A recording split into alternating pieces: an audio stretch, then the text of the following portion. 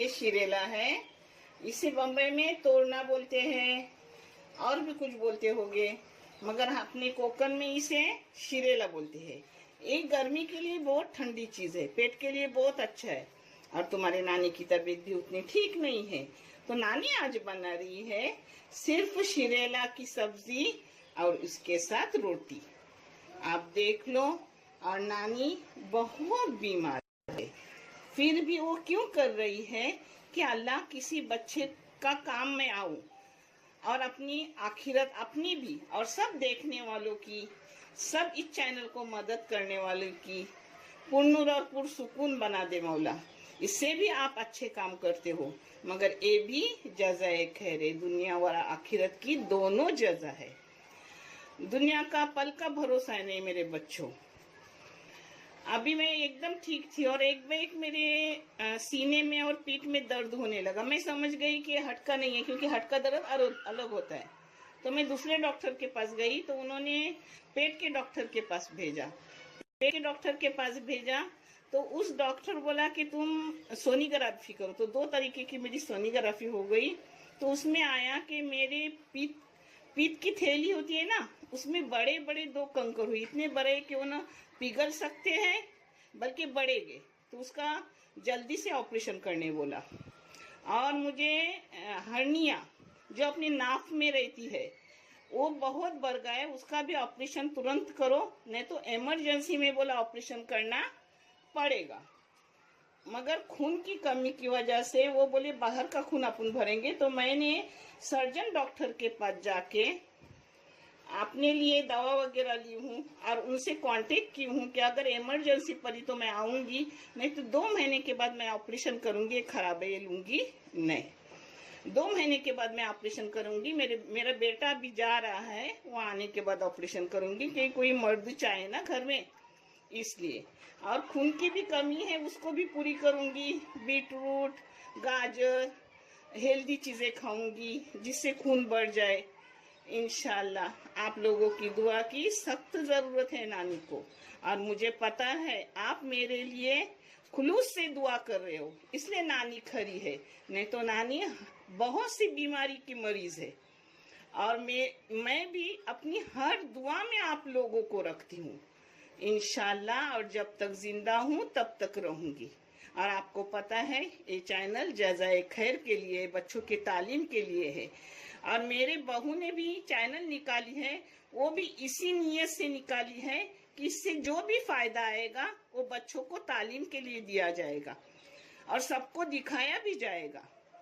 और वो यंग लड़की है, तो अल्हम्दुलिल्लाह मैं बहुत खुश हूँ कि मेरे बाद भी कोई आगे चैनल को बढ़ाने वाला है। उसके चैनल का नाम है दानिश और हिना की दुनिया। आप देख लो बच्चों, और आप में से भी कोई चाहता हो तो ये चैनल निकालो। मुझसे जितना हो सकेगा मैं उसका एडवर्टाइज करूंगी, क्योंकि किसी बच्चा तालीम याफ्ता हो जाए।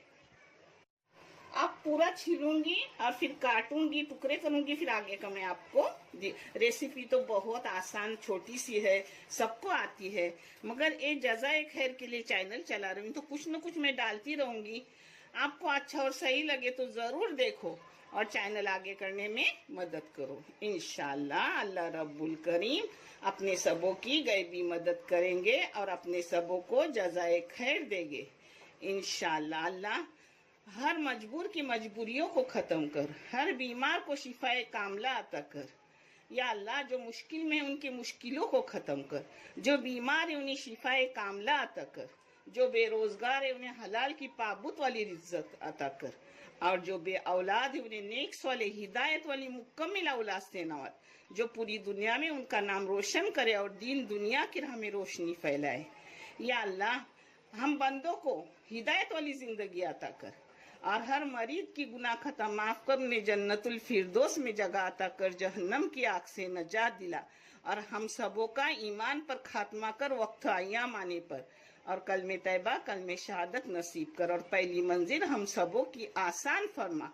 ऐ रब्बुल करीम, जो मांगी हुई दुआएं उन्हें भी कबूल कर, और जो मांगने भूली उसे भी कबूलियत दे। और जो भी बंदे मुझसे दुआ के लिए कहते हैं, या अल्लाह न जाने उनकी क्या क्या दुआएं, अल्लाह तू रहम फरमा और उन सबों की हर दुआओं को कबूल कर। आमीन या रब्बुल आलमीन। अब इसको ऐसे टुकड़े कर रही हूँ। इसका पानी खुद ब खुद छूटता है और ये छोटे छोटे टुकड़े बन जाते हैं। हाँ, अब प्याज वगैरह काटूंगी और तलते वक्त आपको दिखाऊंगी इंशाल्लाह। ये देखो, इसके ऊपर के छलके हैं ना, ये छलके भी धो के और बारीक काट के मेरी दादी लेती थी और वो तिलकुट में बनाती थी, बहुत बेहतरीन लगती है। और जो ऊपर के छलके में अपने को जो मिलता है सब, वो अंदर नहीं मिलता। पुराने लोग यानी जो बुजुर्ग लोग थे वो बहुत अक्लमंद थे। मैं कभी कभी करती हूँ, मैं भी तिलकुट की, अभी कभी करूंगी ना तो आपको दिखाऊंगी। आज नहीं कर रही हूँ, इससे भी फिर मोटे मोटे छलके निकालती हूँ, आज पतले निकाली हूँ। ये देखो, शीरे है ना, वो साफ करने से पहले धो के लेने की, धोने के बाद पानी नहीं लगाने का उसको, नहीं तो वो खुद का पानी छोड़ते और भी पानी छोड़ेगी, फिर अपने को खाने में टेस्ट आएगा नहीं। तो पहले ही धो के लेने के। हाँ, आम की चटनी के लिए मैंने ली हूँ एक आम कच्चा। हाँ, कच्चा आम है, ये देखो कच्चा आम है, जिसके लिए मैंने खोपरा ली हूँ। आम की इतना ही खोपरा ली हूँ। और ये मिर्ची ली हूँ। मिर्ची आपको तीखी फीकी जैसी चटनी लगे उस हिसाब से लो। मैंने छोटे छोटे फीके वाले मिर्ची ली हूँ 7। और ये मैंने लहसुन ली हूँ बड़े बड़े 3 फलियां, और एक कोतंबीर ली हूँ। इसमें नमक जाएगा। ये बारीक कर रही हूँ, इसको मिक्सी में लगा के फिर आगे का मैं आपको दिखा रही हूँ। ये देखो चटनी की तैयारी की मिक्सी में। इसमें जाएगा थोड़ा नमक, और मैंने हरी मिर्ची ली हूँ। आप इस जगह लाल भी मिर्ची ले सकते हो, मगर मुझे हरी मिर्ची पसंद, मैंने हरी मिर्ची ली हूँ। इसमें नमक टेस्ट के मुताबिक डालने का, इसमें थोड़ा सा पानी डालने का चटनी पीसने के लिए। ये देखो अपनी चटनी हो गई। अब ऐसे ही खाओ, ऐसे भी मजेदार लगती है, और तड़का वाली चाहे तो तड़का वाली खाओ। हम कभी ऐसा खाते हैं तो कभी तड़का लगाते हैं। आज मैं तड़का लगा के भी आपको दिखाऊंगी, तड़के वाली भी अच्छी लगती है। ये तड़का दे रही हूँ, जिसके लिए तेल डाल रही हूँ। आप तेल कौन सा भी डाल सकते हो, मैं ऑयली ऑयल डाल रही हूँ थोड़ा हेल्दी बनाने के लिए। इसमें जा रही है 1 चम्मच राई और थोड़े से कड़ी पत्ता, जिसको मैं तोड़ के डाल रही हूँ हाथ से तोड़ने के बाद वो काले नहीं। कड़ी पत्ता में पानी होता है तो तेल ऐसा उठता है, तो जरा बाजू होने का डालते हो, अपन धो के लेते हैं ना।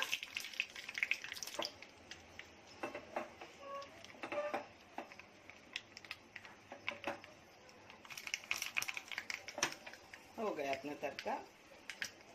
इस पे चटनी पे डालना जरूरी नहीं है, अच्छी लगती है ना डाल के भी। इसी पर डाल रही हूँ और इसको चम्मच से मिलाऊंगी।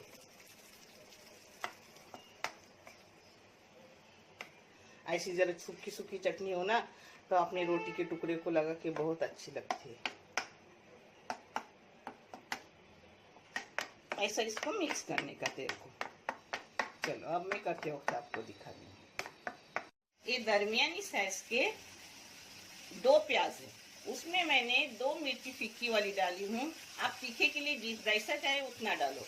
उसमें डाल रही हूँ 2-3 टेबल स्पून तेल। आप तेल अपने हिसाब से डालो। मैं हेल्दी करने के लिए पूरा ऑयली ऑयल इस्तेमाल कर रही हूँ। मैं तो कभी कभी दूसरा भी तेल सफोला वगैरह ऐसा इस्तेमाल करती हूँ, मगर आज खास सब हेल्दी बना रही हूँ। ये मशीरेल है ना, वो पकने के बाद बहुत थोड़ा होता है, तो आप उस हिसाब से नमक कम डालो, लगा तो बाद में डालो, और टेस्ट के मुताबिक डाल दो। नमक पहले डालने से प्याज जल्दी नरम हो जाता है। ये पेरू के पत्ते हैं। ये वैद्य बोले कि ये पत्तों तुम चबाओगे 8 दिन में एक बार, तो आपके दांत भी दर्द नहीं होंगे, दांत मजबूत होंगे और दांत को कीड़ नहीं लगेगी। चबाओ, बारीक इतना चबाओ और पूरे दोनों जबड़ों से चबाओ और सब दांतों को अपनी जबान से लगा लो और फिर चाहे तो थूको, नहीं तो पानी के साथ पी लो। अगर पानी के साथ सब पी लिए तो आपको डायबिटीज कभी नहीं होगी। और जो डायबिटीज के पेशेंट हैं वो पहले 2 पत्ते सुबह बगैर खाए चबा के पानी पीने का, तो इससे डायबिटीज कम होती है। अल्हम्दुलिल्लाह मेरी एक टाइम 500 और 400 पर डायबिटीज रहती थी। मैंने और भी बहुत उसके लिए इलाज किए, सदाबहार के फूल, सदाबहार के पत्ते ये भी खाए, मगर अल्हम्दुलिल्लाह आज 3 साल से मुझे डायबिटीज को बिल्कुल दवा नहीं लग रही है। एकदम डायबिटीज मेरे अंदर हो गई है, डायबिटीज फ्री भी नहीं हूँ, यानी नॉर्मल इंसान की तरह हो गई हूँ अल्हम्दुलिल्लाह। आप सबों की दुआ भी है, अल्लाह का करम भी है, और कुछ भी जदोजहद करो तो अल्लाह जरूर साथ देता है। तकदीर से तदबीर दरक्षा होती है, खुदा भी मदद फरमाता है जब कोशिशें इंसान होती है अल्हम्दुलिल्लाह। ऑयली ऑयल के बहुत फायदे हैं, वैद्य, हकीम, डॉक्टर सब बताते हैं, मगर वो जब अपन डालते हैं ना तो पहले गरम मत करो, पहले प्याज डालो, ऊपर से ऑयल डालो, तेल डालो, जिससे अपनी सब फिर उसकी खत्म हो जाती है तेल के, अगर पहले डालोगे तो। हाँ, मैं ये ब्रांड इस्तेमाल करती हूँ, दिखाओ ना, आप कौन सा भी इस्तेमाल कर सकते हो। और रोजमर्रा के लिए जो मैं इस्तेमाल करती हूँ वो भी आपको दिखा रही हूँ। जब मेरे को दिल होता है कि पूरा हेल्दी खाना बनाओ तो ये करती हूँ, और अपने तेल से टेस्ट आता है तो कभी मच्छी, चिकन, मटन बनाई तो उस तेल से बनाती हूँ, वो भी बहुत देखा।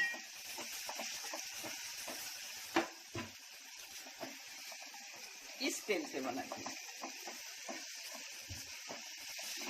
अपना प्याज नरम हो गया, अब इसमें शीरेल डाल रही हूँ। पहले एक दाव मारूंगी, फिर आधा डालूंगी, ये कम होता है पकने के बाद।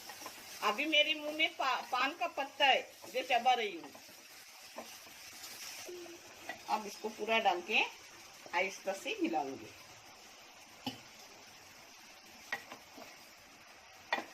वो कम हो जाता है, उस पर ढक्कन मार के अब रखूंगी, एकदम कम हो जाता है।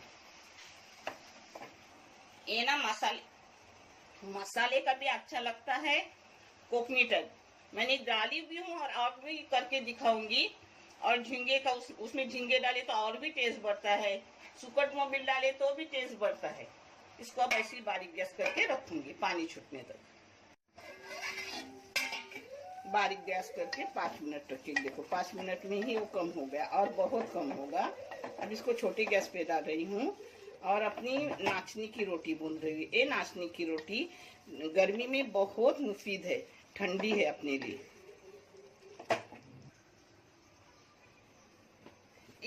एक वाटी मैंने पानी रखी हूँ, तो 1 वाटी पानी के लिए 2 वाटी आटा लगता है। आप देख लो, क्योंकि कभी पुराना आटा होता है तो पानी ज्यादा लगता है और नया होता है तो कम लगता है, उस हिसाब से देख लो।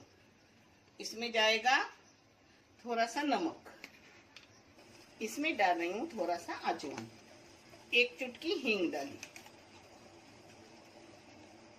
मैं कैसे हमेशा भूनती हूँ ना, तो मैं अंदाज़न आटा डालती हूँ, आप नाप से डालिए। हाँ, अब गैस बंद कर दी। अब इसको घोटूंगी अच्छे से, एक जगह रही।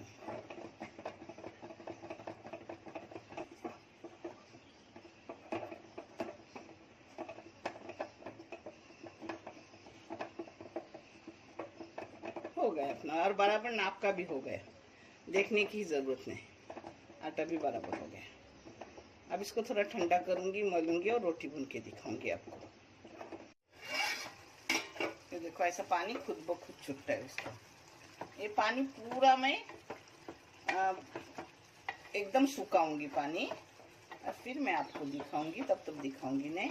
अब आटा मल रही हूँ और रोटी भून के दो दिखा रही हूँ। जरा गुनगुनाए तभी है ऐसा मलने का। हाँ, ये सब एक जा करने का, फिर पानी लेने का। मुझे ना इस पांठे पे अच्छा लगता है, मगर मैं दिन भर उसको साफ करके लेती हूँ। लगन में बचता है, हिलता है तो अच्छा नहीं लगता है, डायरेक्ट हो जाता है। पहले से मुझे इसकी आदत है। मैं ये रोटी ना अपने हाजी को भी खिलाती हूँ, उसको बोलती हूँ आज चॉकलेट रोटी बनी हो। बच्चों के लिए तो बहुत ही अच्छा, और बुजुर्ग लोगों के लिए भी, हम जैसे लोगों के लिए बहुत अच्छा। क्योंकि इसमें कैल्शियम बहुत ज्यादा मात्रा में रहता है। ये डॉक्टर वैसे बोलते हैं, जो मैं आपको सिर्फ बता रही हूँ।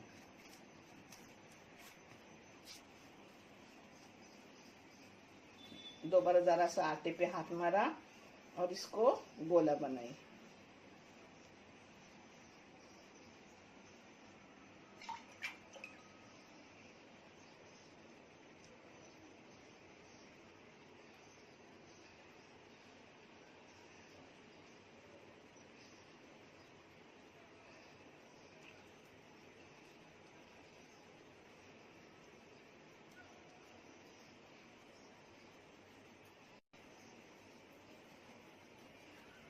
एक ही रोटी भून के मैं दिखा रही हूँ, पूरी ज्यादा नहीं दिखाऊंगी, उतना वीडियो अपना बड़ा नहीं होगा। आप चाहे तो ये रोटी बेल के ऐसे उंडा करने का, और उसको चावल का आटा, इसी का आटा लगाओ, कोई भी आटा लगाओ, नहीं तो तेल लगाओ और बेलन से बेलो और भूनो, वो भी बहुत अच्छी रहती है। हाँ, मुझे हाथ पे आती है तो मैं हाथ पे करती हूँ, सबको क्या हाथ पे नहीं आती। जो पुराने लोग हैं, बुजुर्ग लोग हैं, उनको आती है।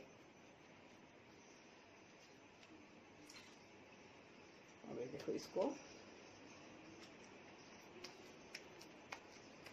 इसमें चिकनाहट भी अच्छी रहती है, और ज्वार की रोटी को चिकना आटा करना पड़ता है चूल्हे पर, क्योंकि उसमें चिकनाहट कम रहती है, इसमें अच्छी खासी चिकनाहट रहती है। मगर दोनों चीजों के फायदे ढेर सारे हैं, जो आप देख लो।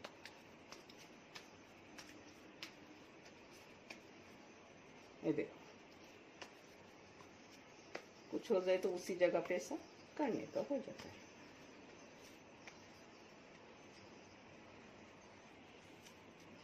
ये देखो, अपनी बड़ी सी रोटी हो गई। हाँ, कपास में तेल लेके, कपास में लो या कपड़े में लगा के लो, थोड़ा सा तेल लगाने का, जिससे रोटी काली होती नहीं। नॉन स्टिक नहीं है, उसका नॉन स्टिक गया हुआ है, ये सादा हो गया। अब ये देखो कितनी बड़ी रोटी, माशाल्लाह। एक इधर अपनी तरकारी पक रही है बारीक गैस पे। बिस्मिल्लाह। तब तक दूसरा गोला तैयार करूंगी, बना के रखूंगी, आपको ये पलटते वक्त दिखाऊंगी। बंद करके रख रही हूँ, उतना वीडियो बड़ा नहीं होगा। देखो, तब तक अपना मुंडा हो गया, यानी गोला हो गया दूसरा रोटी का। और ये ऐसे लेके पलटने की, आप इस जगह कविलते से भी पलट सकते हो, मुझे आदत है तो मैं हाथ से करती हूँ। वो रोटी होने तक ये रोटी भी रेडी हो जाती।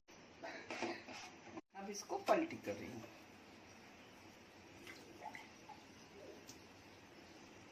ये अपनी रोटी हो गई है अच्छे से, माशाल्लाह। इसी बड़ी बड़ी रोटी डालने की, यानी जल्दी हो जाती है। देखो लास्ट उल्टा है, 6 रोटियां हो गई उसकी, 6 हमें बहुत हो गई। ये रोटी ना बड़ी होती है और हेल्दी होती है, एक रोटी से पेट भर जाता है। 2 टाइम के लिए बहुत सारी रोटी हो गई। उसके साथ चावल भी रहते हैं, मैं ऐसा खाऊंगी, बाकी बच्चे और भी चीजें लेंगे, चावल भी लेंगे, मगर मेरा खाना आज यही है। कि सब्जी कितनी कम हो गई, पाव टोप भर के भी ज्यादा था, पाव टोप हो गई। ये पानी बहुत छोड़ता है। कोतंबीर हो तो लास्ट में थोड़ी कोतंबीर डालनी है। हाँ, अब हो गया। अब आपको प्लेटिंग करके मैं दिखा रही हूँ।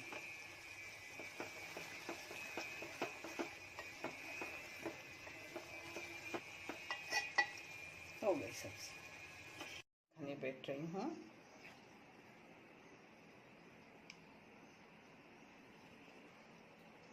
एक चटनी है,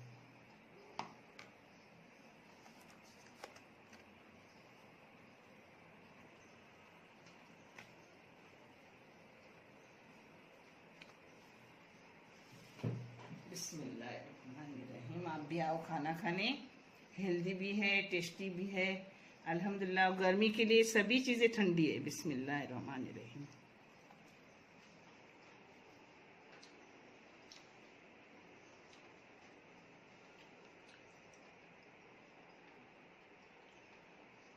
बहुत अच्छे, देखने के लिए बहुत सारा शुक्रिया, जज़ा एक है। अल्लाह हाफिज।